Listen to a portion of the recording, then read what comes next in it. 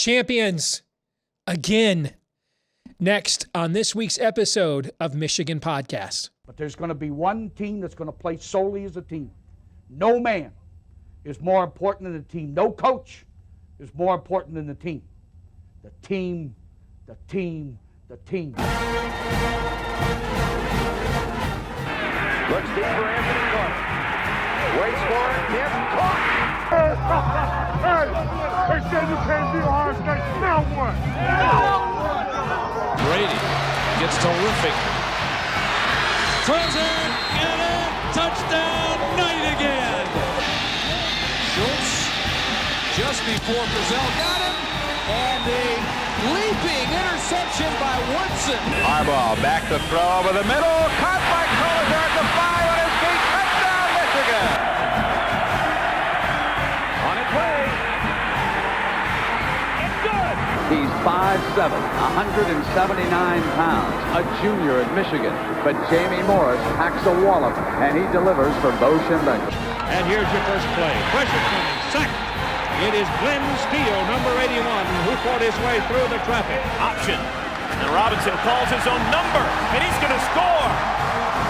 Oh, an easy touchdown for Robinson and Michigan.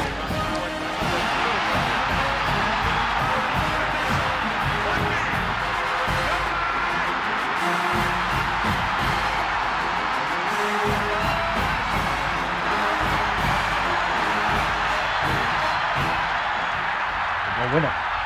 We're going to win the championship again because we're going to play as a team. And when we play as a team and the old season is over, you and I know it's going to be Michigan again. Michigan.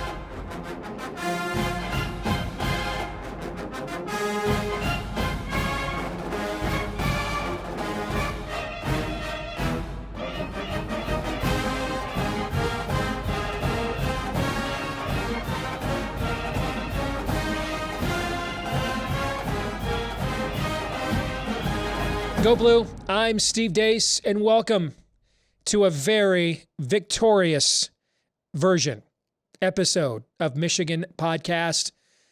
Michigan last year got back to where it belongs, and now it stays there. Back to back. Outright Big Ten football championships for the first time since I was in high school. 1991, 1992, first back-to-back titles of any kind since 2003 and 2004. Indeed, a statement has been made. Michigan is 25-2 in its last 27 games, 20-1 in its last 21 Big Ten games, 20-1, folks, 20-1. And instead of breaking down what happened on Saturday night in Indianapolis, I kind of want to take a look at how we got here. 2 years ago at this time, I was on this show hoping that COVID would stop the bloodletting of a season that occurred that year. That I was fine with euthanizing the 2020 Michigan football season. I also was very outspoken, despite the fact he remains my all-time favorite Michigan player, my first favorite Michigan player, and you never get over your first love, right? I thought the Jim Harbaugh era at Michigan was dead. I thought the Michigan program was dead. I thought it needed a reboot. It is one of the most stunning turnarounds I have ever seen, not just in Michigan history, but in sports history. This program was dead at this time 2 years ago. Mid-December 2 years ago, this program was dead. Dead. Somehow, guys like J.J. McCarthy and Donovan Edwards decided to stick with the Wolverines. Well, Donovan wasn't even committed. He had to make that decision. J.J. stayed committed. Guys like Will Johnson eventually came on board.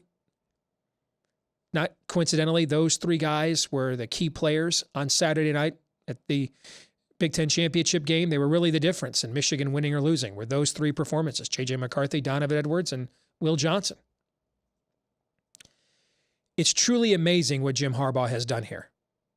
And the way he did it, he reinvented himself.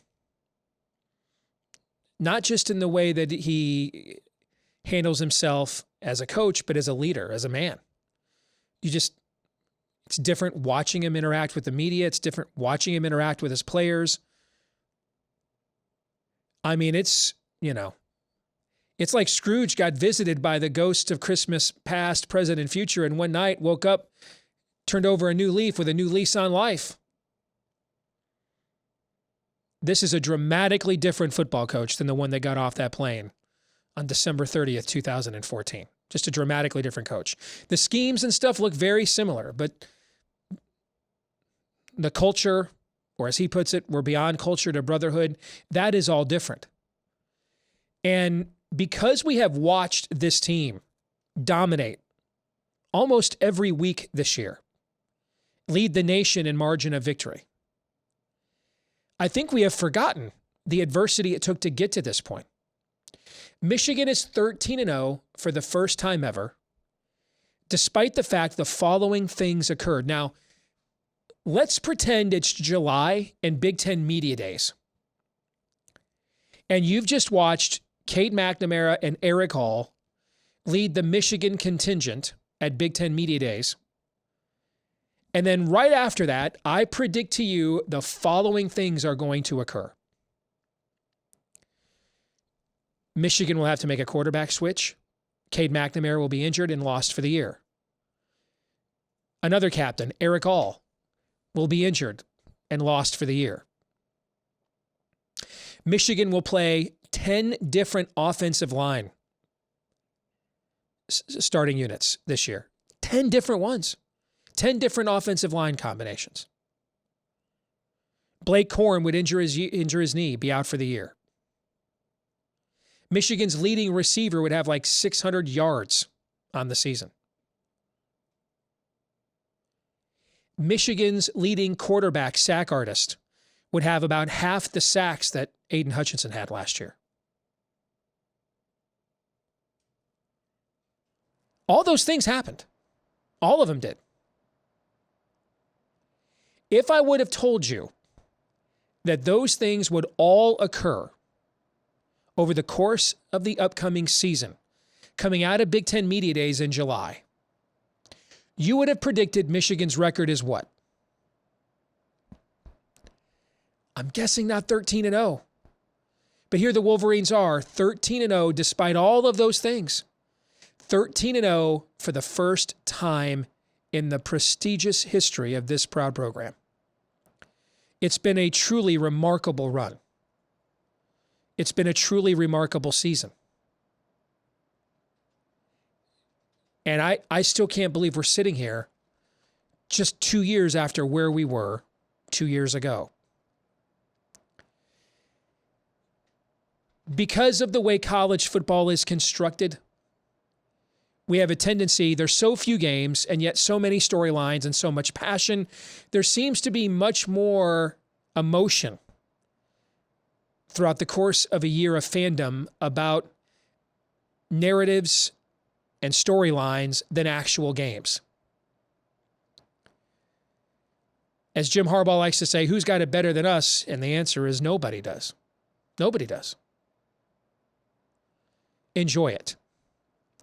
This kid transfers, that player goes, that player's dad has something to say. There's this drama or that. Flush all of that.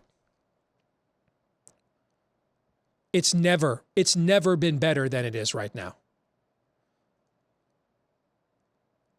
Last year, Michigan got to 12 wins for only the third time in school history. This year, it got to 13 wins for the first time.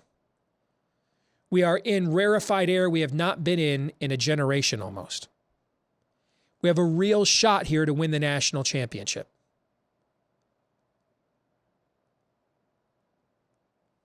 That's all that matters. That's what's the most important. NIL and all that stuff, we'll get into all that stuff and what it may mean for the future. And I agree, this new president that everybody is touting, that's great. He's got to make some real reforms here when it comes to the transfer portal and NIL, probably in a matter of months in order for us to stay here post next year. Next year, we'll have a great team again. After that, we'll see. That's where a lot of these changes now really begin to kick in, and Michigan's stubbornness adjusting to them could begin to become a problem. But man, 2024 has enough worries all on its own. I'm enjoying the hell out of 2022 and 2021. We're going to enjoy the hell out of 2023 as well. A lot of this team is coming back. It's okay.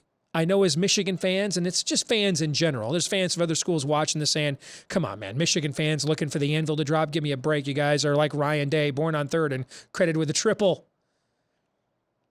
But there is something to the old John U. Bacon line. Michigan fans aren't happy unless they're unhappy. There is nothing to be unhappy about. This is what we always wanted, always dreamed of. It is now here. Enjoy it, because we may never see anything like this again. This is one of the greatest runs in the history of this program. This is beyond Bo. This is Yost stuff. Enjoy it. Celebrate it. Because remember where we were just 2 years ago when this seemed like the stuff of fantasies, drug-induced probably, and yet it's where we are. Who's got it better than us? Nobody.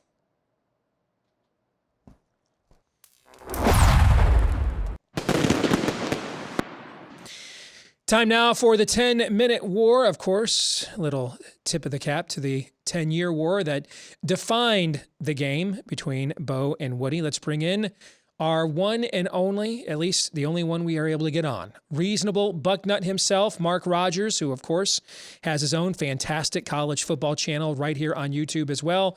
The voice of college football. You want to check it out with correspondents and channels for teams across the country. Good to see you again, Mark.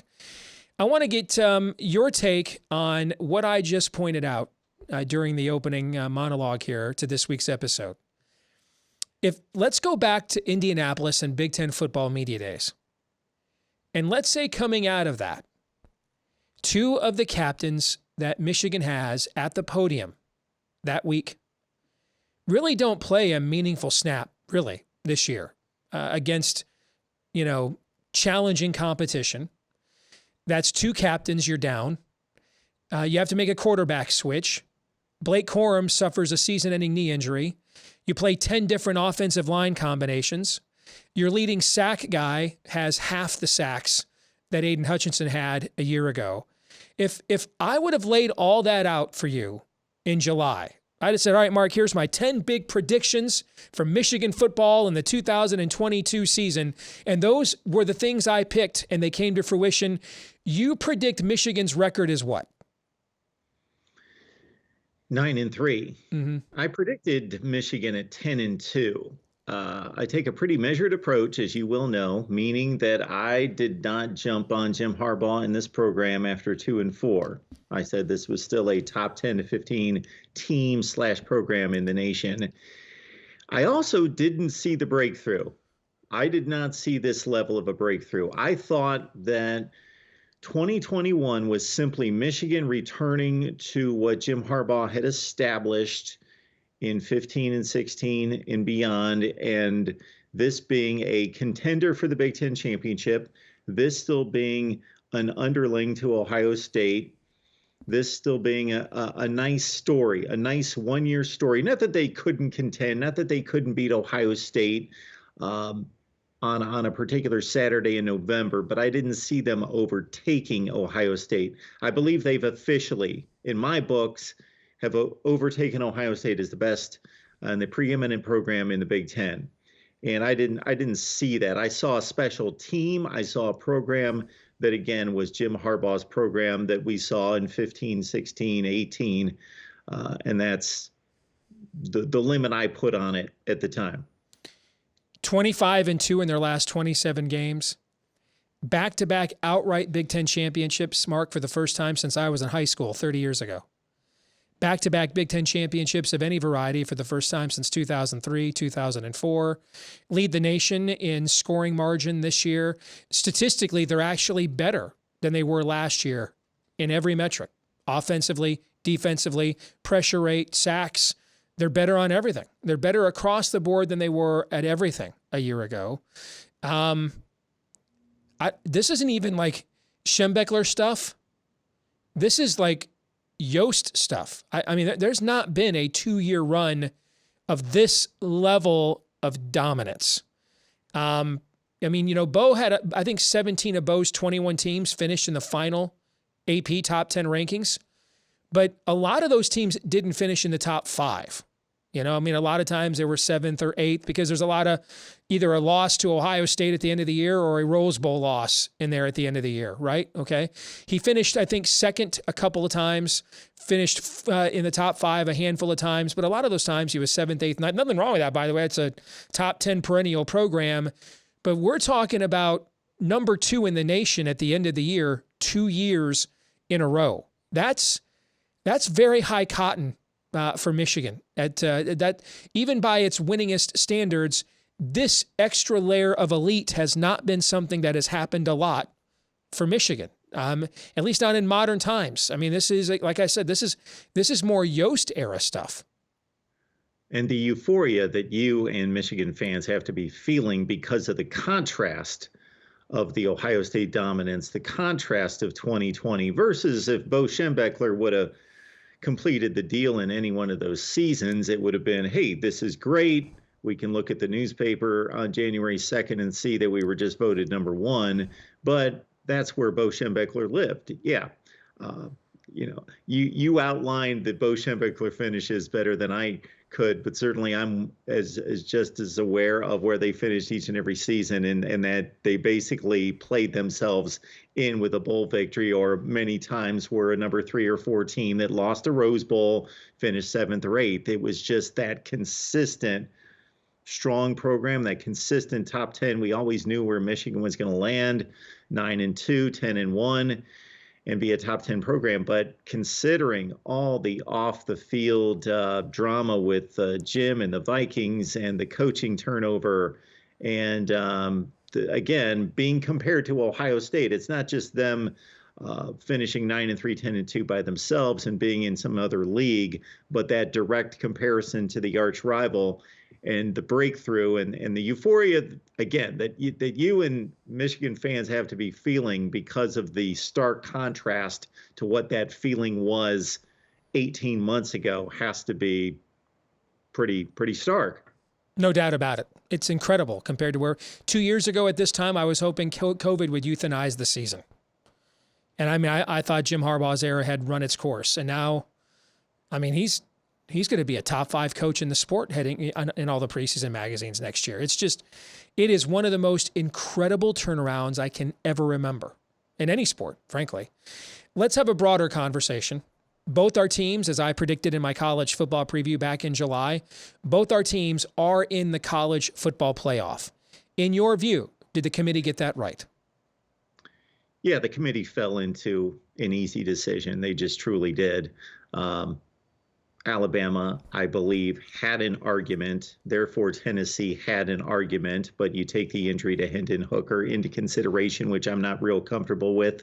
But, the 11-1 versus the 10-2 and the lack of marquee wins for Alabama, the only 3 decent wins for Alabama. It was just a clear-cut decision. I know that there was a lot of talk, of course, about TCU dropping out with a loss in the conference championship game, but that would have been just completely unfair. And to even drop them to a 4th spot, considering their performance and it being a tie in regulation, I think the committee unfortunately fell into a proper decision. Unfortunately, because we like to see chaos, both of us, and I really wanted them to be hamstrung and just have to have a difficult decision, but it all fell into play for them. But on the other hand, my team benefited, so I can't be too down about that. However, we go into this playoff, and certainly Michigan, I think we know how they're going to perform. And I'm not saying TCU doesn't have a shot. I think they've got a shot. Sure they do, yeah. And certainly Georgia has the potential to really just dominate everyone. But we're so sure, and we should be sure about how Michigan's going to show up to this playoff, and we're not sure about Ohio State. We would like to think, as Buckeye Nation, that they're going to, be able to shake it off. And, this is going to energize and galvanize this team because they've got a second life. But we're the fans. We feel good about it. They're players. They got to go out there and execute. And I don't know that this team has that kind of confidence that they can flip the switch and be a different team in the playoffs. So in 2017, Alabama had lost to Hugh Freeze and Ole Miss for the second consecutive season. Gus Malzahn. Gus Malzahn, I'm sorry. No, they lost to Ole Miss that year too, actually. And because you're right. It was Auburn at the end of the year. My bad. You're right. It was Auburn at the end of the year. And there was, I think, a 4th and 29 that Arkansas converted against Ole Miss. That's what it was. It was a 4th and 29 that Arkansas converted against Ole Miss. Okay. And that led Arkansas to beating Ole Miss. And so Ole Miss otherwise would have won this SEC West outright because they beat Auburn and Auburn beat Alabama and Alabama beat Ole Miss. You're right. Now I remember how that went. Okay. 2015. You're going to a play in 2015. Am I going? That was in 2015 when that happened? Okay, because I thought it was the year that Ole Miss had beaten them. Michigan, That's Michigan right. State punt issue. Yeah. Okay. All right. And so some crazy obscure SEC game ended up changing who did and did not get into the playoff that year, right? Okay.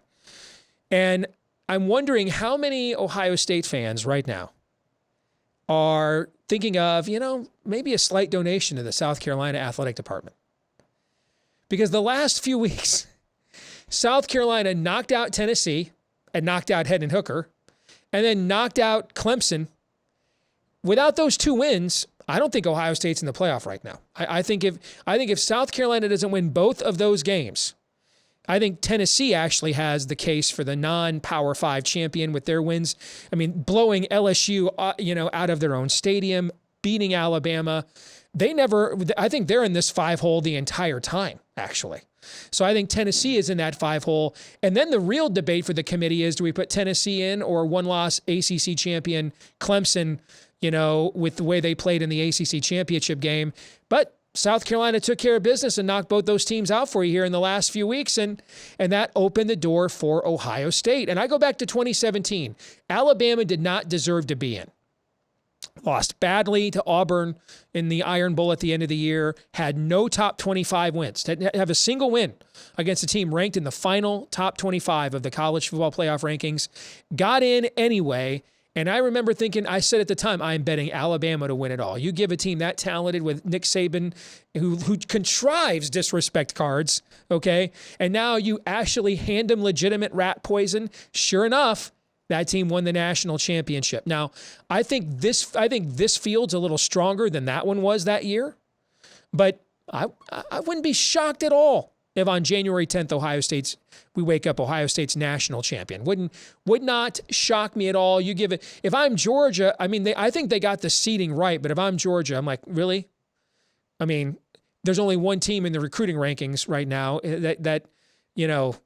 well, there's 3 teams. It's us, Alabama, and Ohio State, and we got to play one of them in the first game. I just don't know what things are like internally with your program. And it sounds like you don't either, but and I don't know, I don't know how Ryan Day doesn't strike me as the guy. And maybe I've been listening to too much Jim Harbaugh, born on third, credited with the triple stuff, but he doesn't strike me as the chip on the shoulder coach. Strikes me more as a mad scientist NFL kind of a coach, conjuring plays in a lab and anxious to see, how he can out formation you. And hey, those guys are winning a lot of Super Bowls right now, so I'm not hating. I'm just saying he doesn't strike me, though, as the guy that walks into the locker room, everyone's against us. I don't know, but you know that better than me. What do you think? Well, I would love to believe your parallel between 2022 Ohio State and 17 Alabama, but that's the first comparison that I drew that just didn't compare was Nick Saban and Ryan Day. Until proven otherwise, I'm not saying he's not a good football coach and he hasn't taken the keys from Urban Meyer and pretty much kept it running on course, although Ohio State fans, much of Buckeye Nation would disagree with me. I would feel much more confident if Urban Meyer was the head coach. Yeah, he is that kind of a coach. Yes. Yeah. And what he was able to deliver in the postseason, I believe 14-3. And then I don't believe there's a Tua Tagovailoa on the bench to replace an NFL starting quarterback who's currently whatever he is, 10-2 in the NFL. So, man, I would like to believe that that's possible, and of course, it is possible. They've got a talented team, but Jim Knowles should be the one in the lab right now, figuring things out. Well, you're going to play a team that's going to play almost the exact same style of the team you just lost to. I mean, Michigan is built in, it has, in terms of DNA, philosophy, it is very, very similar to Georgia. So if anything else, you'll get a chance to run that back. Did you want to see the two teams rematch in the semifinals? Were you rooting for that? No, I think this is the fair and just way to do it. I think Ohio State needs to go through another opponent to show themselves worthy of playing a national championship game against Michigan. I don't think Michigan should have to line up against them immediately. I know that there was the Big Ten championship game in between, but I think this is, from a talent standpoint, as you just outlined, this is not serving Georgia necessarily, although they are a substantial favorite. TCU is the team that could get knocked around in this playoff. We all know it. Ohio State could if their heads aren't in the game. Certainly that's a possibility. But, I think this is a fair seeding, a just seeding, and Ohio State needs to do some work and slay the giant first and foremost. Final thing. NFL speculation began swirling about Jim Harbaugh about 5 minutes after the Big Ten championship game Saturday night. Ian Rappaport and others tweeting out NFL teams are starting to do their due diligence. I mean, right now, Jim Harbaugh still ranks in the top 5 all time in win percentage among head coaches in the NFL. What kind of due diligence are we talking about? Anyway, Jimmy comes out and emphatically says, not happening. I will enthusiastically be the Michigan coach next year. You believe it? You buying that? I wouldn't necessarily, and that's not a knock against him. That's just, having experienced these, situations for the past 35 or 40 years and seeing them play out. However, he did make the statement that he made last year, and he did have a calling out. And I think all of that means something. I think it means something to him, what he has proven at Michigan. And I guess the deal could be done if he delivers a national championship and then he considers that this mission's accomplished. I can move on and go after that next mission. That would be the only way that I would see him feeling justified in doing so. But I think, I think he's a man of integrity and character. I think these type situations are tricky for head coaches to navigate interest elsewhere and then also show allegiance and say the right things. And he's not a wordsmith to be able to navigate that always in the best way. So I don't think that he leaves if they don't win the national championship. I think he sticks to his mission here with Michigan. However, if he feels as though, hey, I wanted to deliver a national championship, I got it done, then that might be what he determines to be his path and justified leave out of Michigan. Good stuff, brother. Next week we will preview the playoff games. All right, look forward to that. Thank you. Sounds good, Steve. Thanks. You bet. This week's Twitter poll results, we asked you a very appropriate question. Is this the greatest Michigan football season of your lifetime already? 75% of you said yes. 25% of you said no. It is still second for me behind 1997 because 1997 did something no Michigan team in my lifetime has done. But I think 2022 has a real opportunity to at least match that. And if it does, then it moves up to number 1 on my list. But it's number 2 for now. But I don't fault anybody who ranks this season number 1. It has been an incredible ride. That brings us to our feedback of the week. Comes from Daniel Hagman, who says, I am so glad that Coach Harbaugh made the conscious effort to reboot the program after the 2020 disaster and has built it into more than I could have ever imagined. Congrats, Jim. Congrats to the team. Amen. Well said, Daniel. Could not have said it better myself. And frankly, I probably could just open up the show with your tweet and given everybody. Sorry. No, I do that again? Honestly, could have just opened up the show. Okay. Frankly, I could have just opened up the show with your tweet, brother, and just given everybody a lot shorter opening monologue. Because you pretty much summed it up, my friend. Well done. Don't forget to like, rate, subscribe, share, 5-star review, whichever applies, however you watch, like here on YouTube, or listen, like maybe on iTunes, Stitcher, and elsewhere. Help us to find more Michigan fans, please, just like you, especially for such a glorious time as this. Next week, our final episode of 2022 will break down the Fiesta Bowl against TCU and Michigan's chances to advance for the first time to college football's national championship game. Looking forward to the fact we even get to have that conversation. That'll do it for this week as well. Make sure to follow us on Twitter in between episodes at Michigan Podcast, please. Until then, I'm Steve Deace. Go Blue.